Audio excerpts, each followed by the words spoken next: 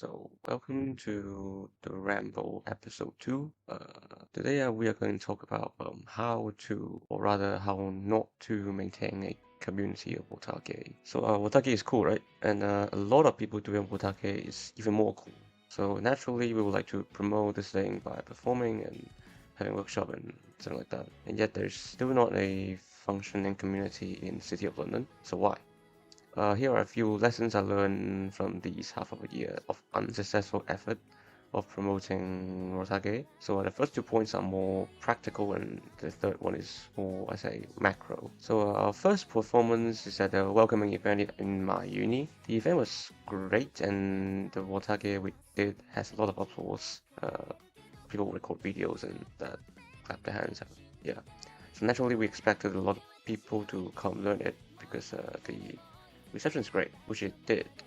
In the first few weeks, we actually have a lot of people, but slowly we realized like we are not really ready to handle this large amount of people.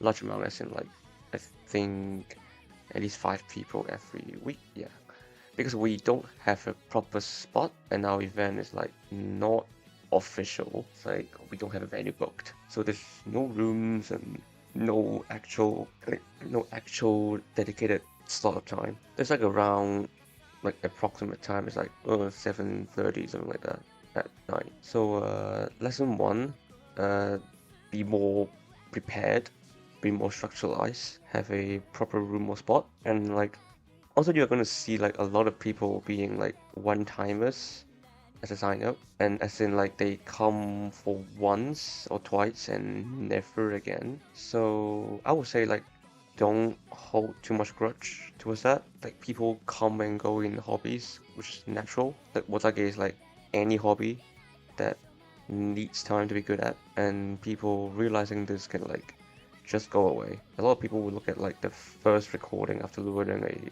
a Sapiwasa and be discouraged because they look shit and just quit in general. Okay, so lesson 2 starts with like workshop. So what I didn't realize is like doing workshops, like doing stuffs in a very enthusiastic environment is like important. Like the environment as in like not just the vibe, but like also geographically. So like my uni's anime club is like having limited active members at this point at term 2. Yeah, middle of term 2. And coupled with the fact that I'm not actually a student there, like I graduated long ago. So in retrospect, hence having a workshop there doesn't make much sense. And we were doing workshop and another uni as they invited us, and I'm friend with the committee of that uni. The turnout is great at that uni at that workshop, and we got like a full room of people.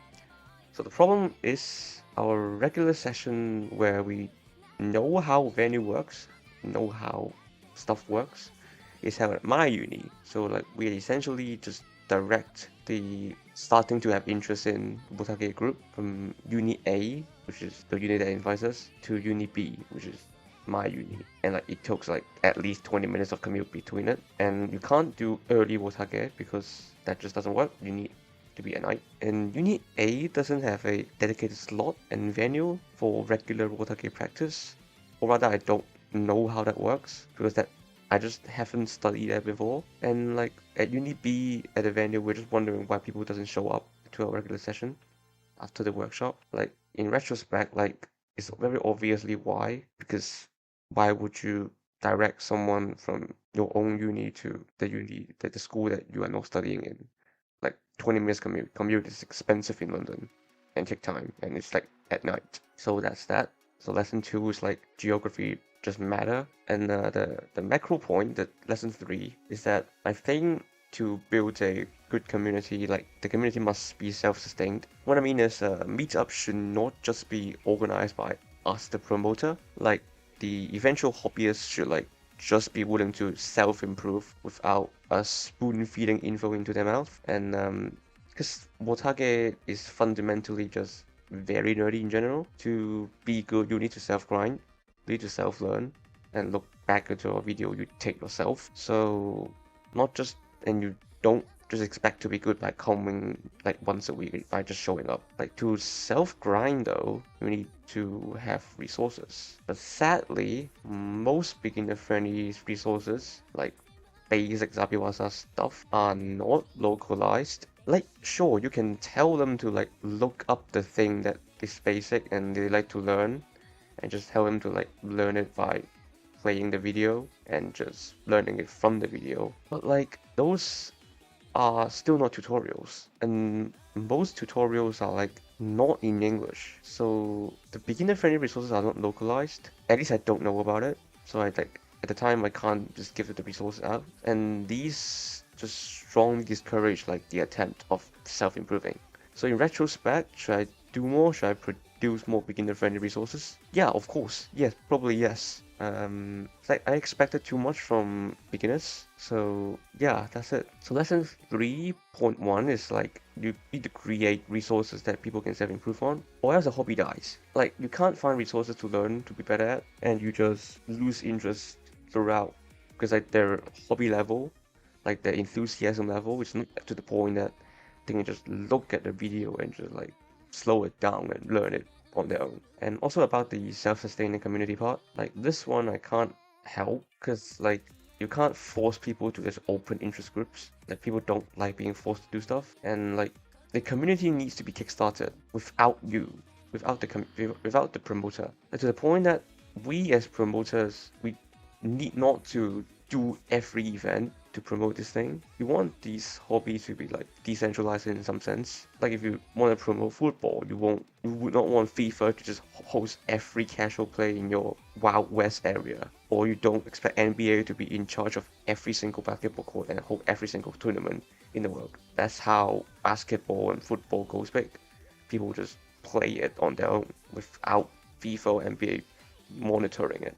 Like, why would that make sense? That makes zero sense. As in, like, to make Wotage community, to make a community of Wotage, as a promoter, as a guy to bring in stuff, you need to, like, at the start, you need to kickstart, like, a self-sustaining community without you. Like, I would say if, like, you bring in Wotage, and if there is, like, in 1 or 2 years, like, there is a competition of Wotage, without you hosting it, like you can actually compete in, will be extremely well done. I think like you just create a community that self-sustain to the point that you are just a part of it rather than like the guy, the promoter. So like this is my 2 cents on how not to maintain a community. Yeah, there's like some pretty good lessons to be learned from. I hope everyone can start their community, like interesting communicate on their own without like just dying off.